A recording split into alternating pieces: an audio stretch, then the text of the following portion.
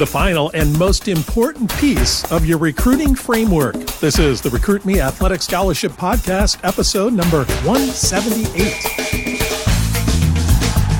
Happy New Year and welcome to the longest running podcast on recruiting and athletic scholarships.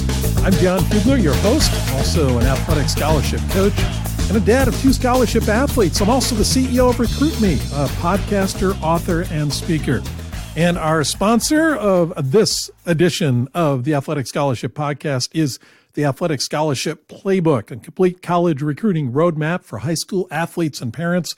It's available on Amazon, of course, and you can get it in paperback, Kindle, or also the Audible audiobook. Go to Amazon, pick it up. I wrote this 2 years ago, and I think you find it helpful, as hundreds, even thousands of families have at this point. Well, I've lost my voice, kind of, but I think I'm going to make it through this, and there's a story behind that.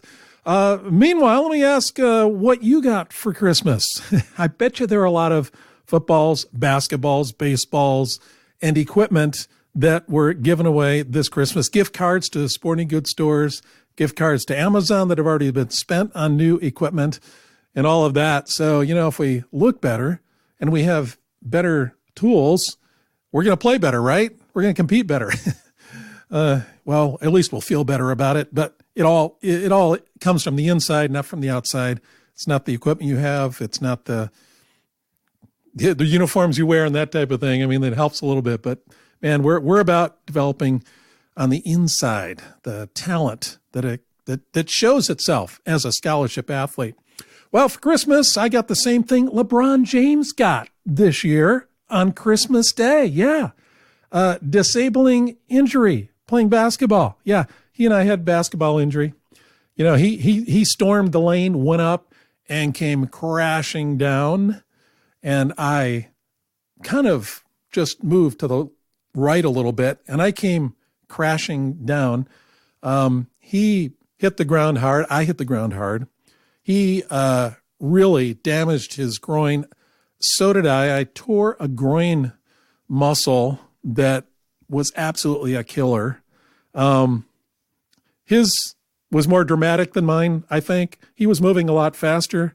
I was just playing with our kids and grandkids. They threw me a pass under the basket. One of those portable baskets, big base that you can sit in the driveway. Well, yeah, I tripped over the base. I actually just fell over it, landed on my hip on the base, rolled over and hit the street, which was like a gravel street, and hit my head, and my leg got twisted, and I was just laying there. I could feel pain everywhere from bleeding, my head's bleeding and all that. And I'm just laying in the street, and everybody comes rushing around. Turns out the head wasn't the problem, although you may think it is at the end of this episode, but I tore the inner part of my groin muscle, and I actually got around in an office chair that my kids had. We were down in Florida with them, and I wheeled around the house because I could not get up. Somebody finally brought a walker over, so I felt like I was my dad, and I just managed to get around on my walker. I was supporting everything on my arms. I didn't know how to get this episode done, and here it is, New Year's Eve. It's Tuesday. I promise every Tuesday I can get one out, so I'm recording it on Tuesday, and I have been feeling a little bit better. The studio is upstairs. I could not climb up or down or anything until today.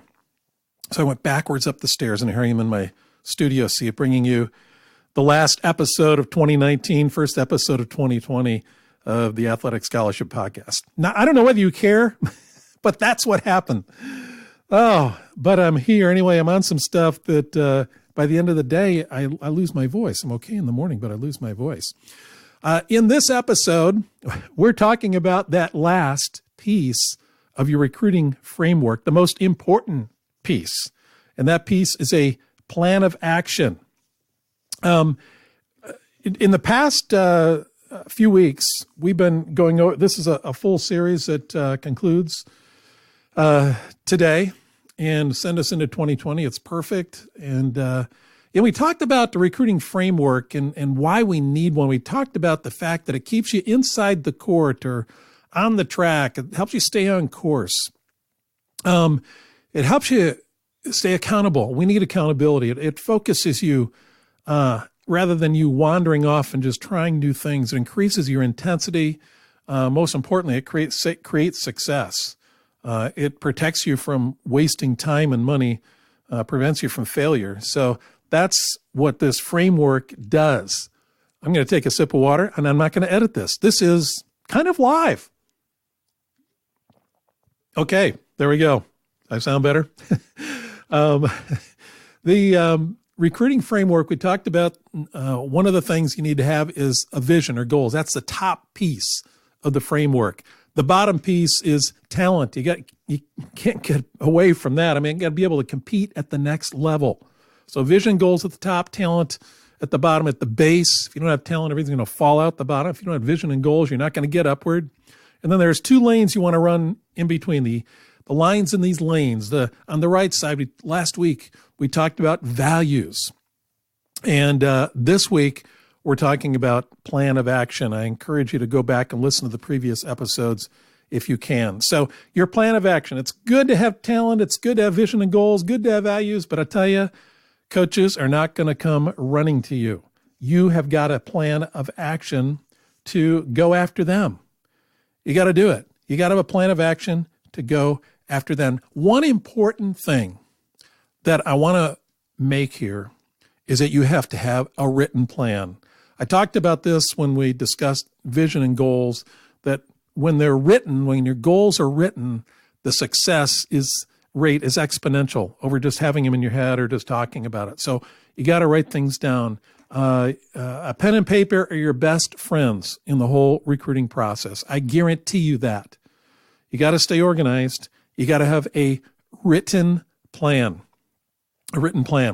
So let's go over some of these. Oh, by the way, I am putting together, and I've had inquiries about this, the recruiting planner, the Recruit Me planner and journal, where we'll be able to help you. I'll tell you more about this later, but this is that written plan that I'm talking to you about. It's one place where you can keep all the plans, all the strategies, all your goals, all your history in there of your whole recruiting process. I'm pretty excited about this. I've seen the latest proof of it. Got to make a few more changes, and then I send it off and get the final demo of it, you could call it, and see it, and then it'll be out in January. Going to get this thing out and make it available to you.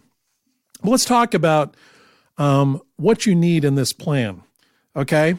And this is really the key, that if you have these things set, if you have these things put together in an organized way, you're going to find yourself making progress every week, every month. You're going to come to the end of, say, a quarter and go, wow, I really made a lot of progress. And you'll be able to look back and see that, but having this written. So here's what I want you to include in your written plan. Yeah, I want you to have an annual calendar. So get a calendar out and start writing in there some of the key dates, the key milestones, the key deadlines that you have for the year. Let's say you're going on a school visit trip. Put the school in there. If you've got SATs coming up, I mentioned this in one of our past episodes, but this must be part of your calendar. Put it out 2 years if you can, and project even further. So this is just a big 40,000-foot view of your plan. It's your annual calendar. Is there key dates? And continue to fill this in as other dates come into existence for you. Then you want to go a little bit smaller, and you want to have a monthly calendar. This will be more detailed than your annual calendar, and you'll be able to update this each month, start it each month and fill it out for that month and maybe the following 2 or 3 months if you know the information on that. So a monthly calendar, so you're focusing in, you're getting down to more of ground level, where rubber meets the road. Okay, so the calendar is really important. Get that written out so you can take a look at it. Everybody in the family can see that who's involved in the recruiting process. It's all in one place, and you know what the expectations are, where you have to be when, and what you'll be doing certain dates and certain times. I can't overemphasize the importance of this. And then we're going to talk about goals. Getting these goals written out. what are your annual goals? And then what are your monthly goals? And on your monthly goals, have a sheet where you've got, say, 3 months worth on a sheet. So you divide the sheet into thirds. There's month 1, 2, 3, January, February, March. What are your goals in January? Maybe 1 or 2 goals. You don't have to have that many. Then you want to record the results at the end of the month. You have goals at the beginning of the month. How'd you do on those at the end of the month? So you know how far along, where you had success, where you need to reset and go after it again, perhaps include it in the next month.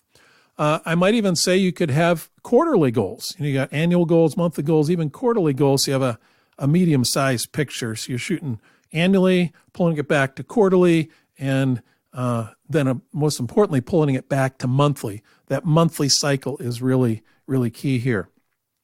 And then this is getting down to ground zero. This is where we want to be with your weekly goals and your weekly plan. You need to have a weekly plan. This is where you're going to get things done. And I'm telling you, have one sheet, which is your weekly plan. I hope I can maybe put this, just verbally explain what this needs to look like. First of all, right at the top of the sheet, you need to put the week that it is.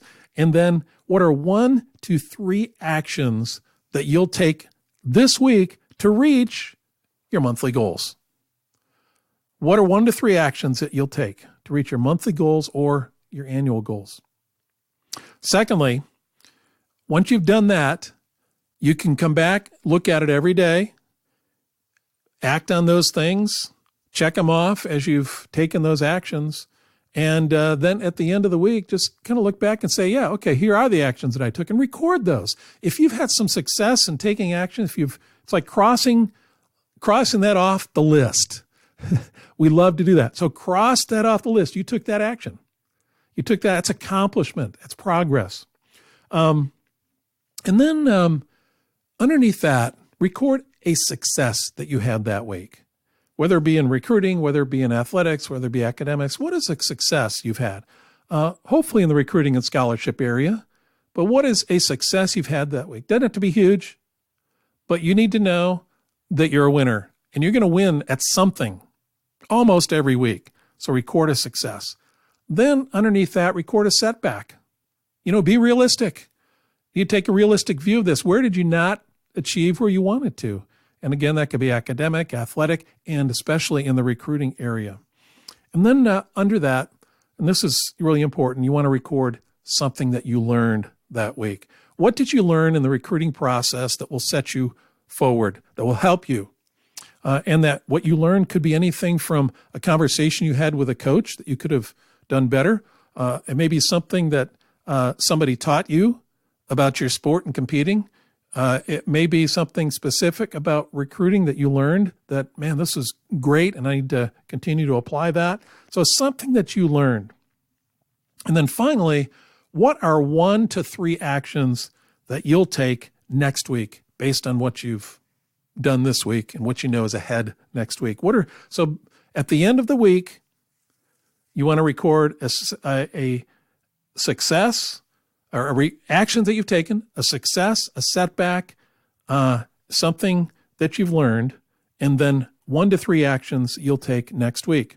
So you take those 1 to 3 actions that you're thinking about next week. When you come back to your next planning page, you already have your 1 to 3 actions. Yeah, you can change them up if you want, but you've already got something to start with as you head into the week. Creates momentum. So while you have momentum going at the end of the week, push it forward to the next week. So you're starting up, you have some movement, and you have your actions that you need to take towards your goals. Always take a look at your goals. Actions need to lead towards achieving the goals. So that's the important thing. When I talk about a plan of action, as you can see, this is a plan of action. You got to have it. You got to have it written down. Now, you're going to have some supporting documents that will help you out that I recommend that you keep, some record keeping that will is a repository for certain actions that you are taking, certain relationships you have, like you want to keep a school prospect list, keep a running list, want to keep questions that you have for coaches and their answers, questions and answers. You want to log a communication record. You even want to have a scouting report for every school that you're interacting with. And there are things you can put in there so you can really, they're not only scouting you, but you're scouting them, and you want to evaluate their program, their school, their coaches, their team. So you want to scout them out, and you want to keep a running record of that throughout the whole process. All your coach interactions, those must be recorded. If you can't do it while you're, say, on the phone, then write a summary afterwards. When you go to campus, you got to record, keep a log of those. Keep a log of it. You're not going to remember all this, so that's why writing it down is so key. And finally, the big deal, and you can find this in the Playbook, is that report card for every single school that as you narrow it down to the final 5 schools. There are variables that you want to grade the school on, A through F. And so you can take a look at this and compare the grades of each school and program, and you'll be surprised. You'll be able to see pretty clearly which programs are really rising to the top. Man, that is a lot. I've gone 16 minutes, but I crammed a lot in here. Go back and listen again. Ask me any questions that you might have. The planner that have developed and is about ready to be released has all the pages in here that you'll need to record and execute your plan, to keep all the records that you need. It's all going to be in one place. I'm pretty excited about this. So this comes out as a companion to the Athletic Scholarship Playbook, coming out in January. But you can start working on it now. Everything that I've told you, you can start working on right now. And since it is January, I want you to be able to execute and do it well. Plan and execute. As we get into this year, I'll talk more about in January. We'll have a series on executing your plan.